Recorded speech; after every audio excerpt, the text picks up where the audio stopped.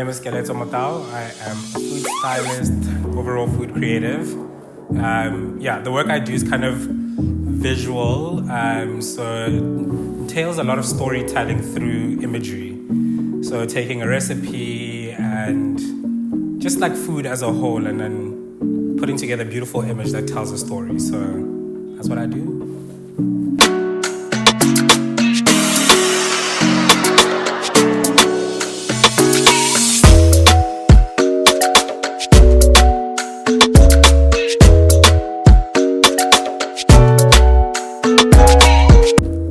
So what I do, like I said, I'm a food stylist, food creative. By that, what I mean, using food as an art medium. So I think of myself as an artist.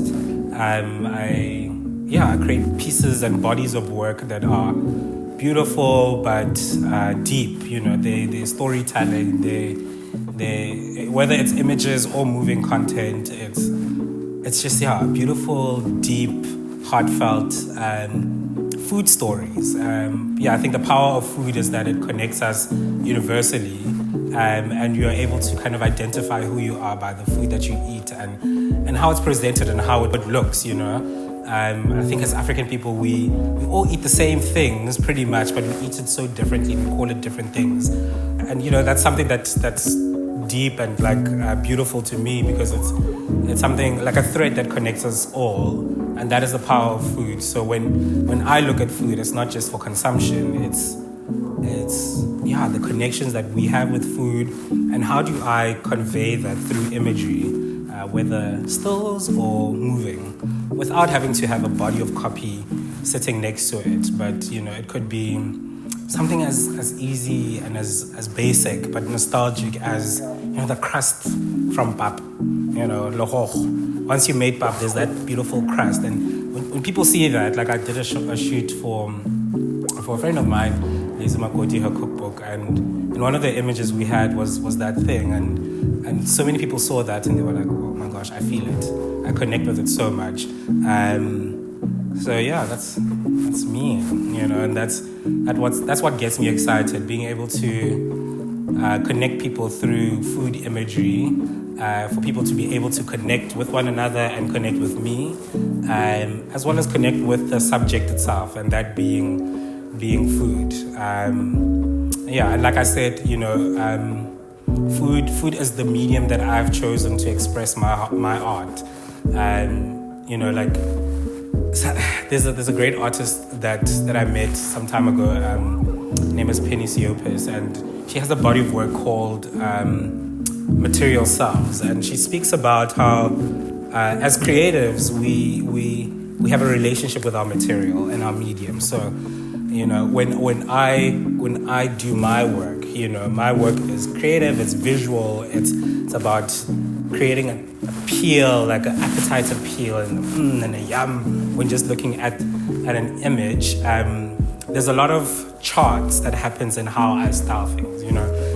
People that work with me will call me a messy stylist because I just throw things around. But I throw it because, like, you know, food has a life of its own. So like I'll throw the salt, and I'll throw the beans, and I'll throw whatever it is, the leaves or the parsley.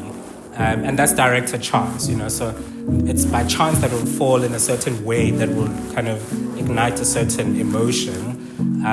But it's also directed in the sense that I have a relationship with that medium. So I know how I want it to act and perform.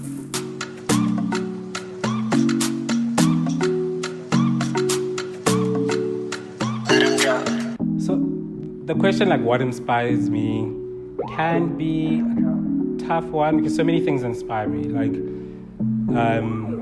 everyday life inspires me. So I'll be walking around the city, like where I live. I live right downtown in the city, and just walking around and kind of just looking at people's interactions and spaces and architecture. That kind of inspires my visuals as well.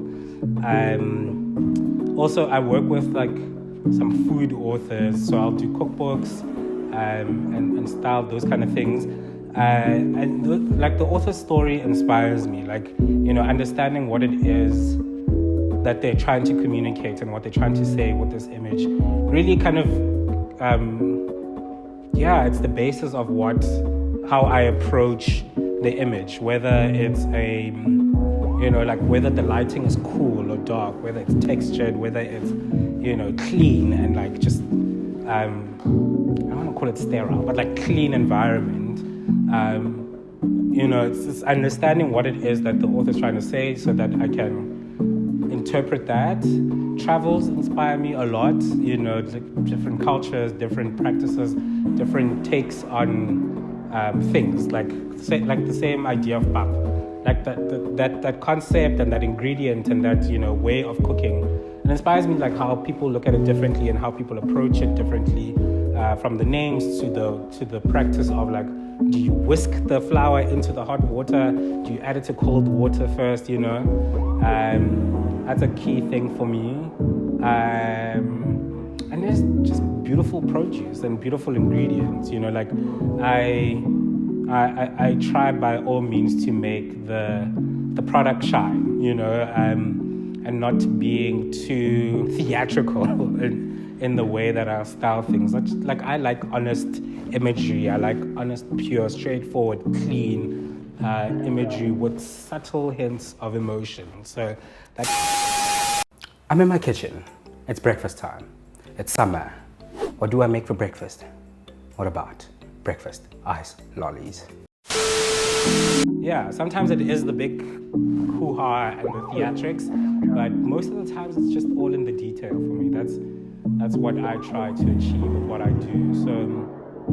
So that inspires me. My family, my mom inspires me a lot. She inspires me to keep going, to work hard, to pursue what I love, because she believed enough in me to be like, yeah, dude, you can do it. Do whatever it is that you want to do. So that's pretty cool. The people that I work with also inspire me, from photographers, videographers. It's like a dance. The work that we do, it depends so much on one another. So I always think about it like how, like ballet or jazz or any kind of art form where there are multiple people creating a body of work. It's having that synergy where everyone kind of shines within their element, but they understand one another enough to help create this one beautiful crescendo of work. That's why I love what I do. I love the people I work with. I love the energy that's always around. Not always. Sometimes it can be tough, when personalities clash. But being able to work through that, because we know that there's a bigger thing that we're working towards, and that's creating art.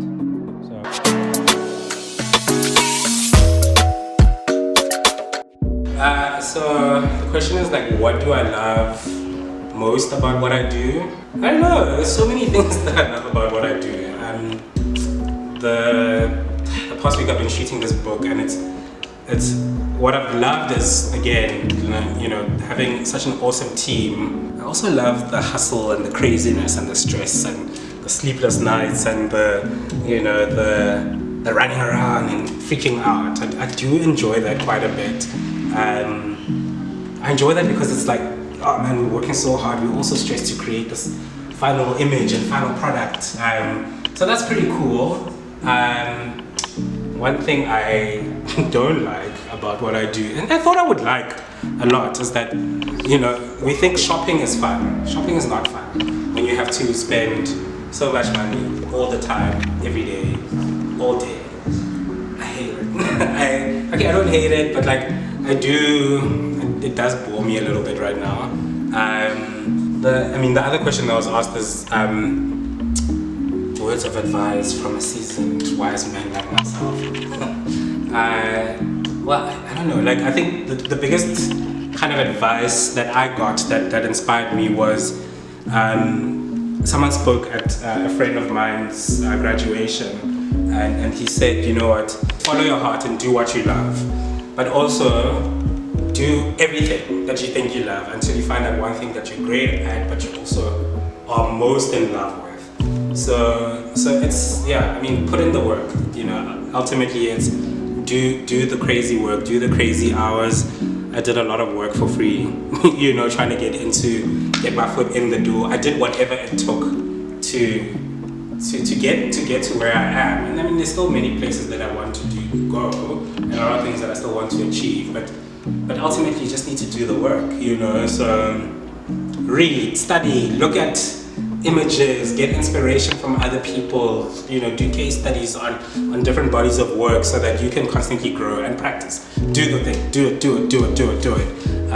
When in the beginning, like I thought like, okay, cool, I want to be like a food photographer, and this lady who was amazing, you know, really helped me like kind of figure out that this is what I want to do. She said to me, she's like, take a picture, one picture a day. And I was like, what? That's kind of boring. It seems easy.